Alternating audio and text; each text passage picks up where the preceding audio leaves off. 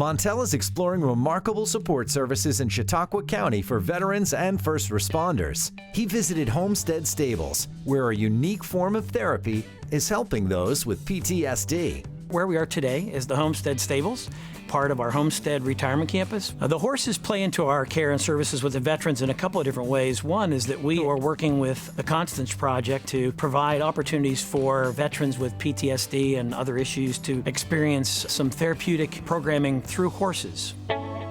Don Samuelson, a nationally recognized behavioral therapist, has developed several programs that rely on the healing relationships horses can create with those suffering from PTSD.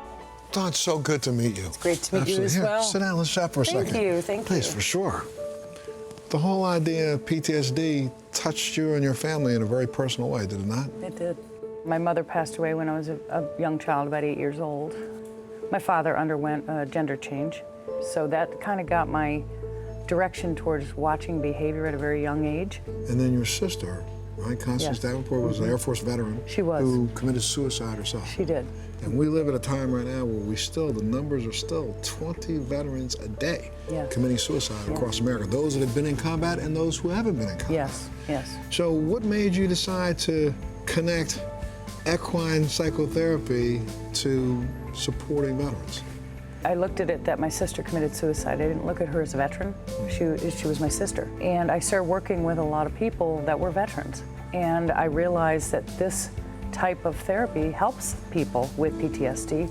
And veterans were just an area that were really having struggles, along with first responders. How's the program impacting them?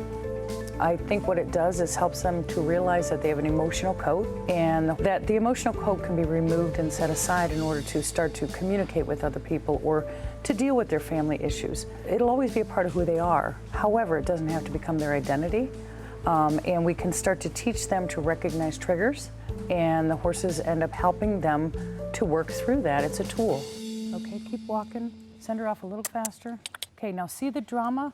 Now what I want you to do is just relax.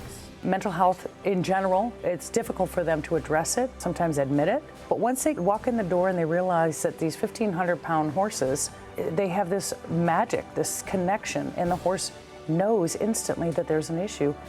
Basically are very non-judgmental. They are black and white, and they take on the role, and it's purely magic.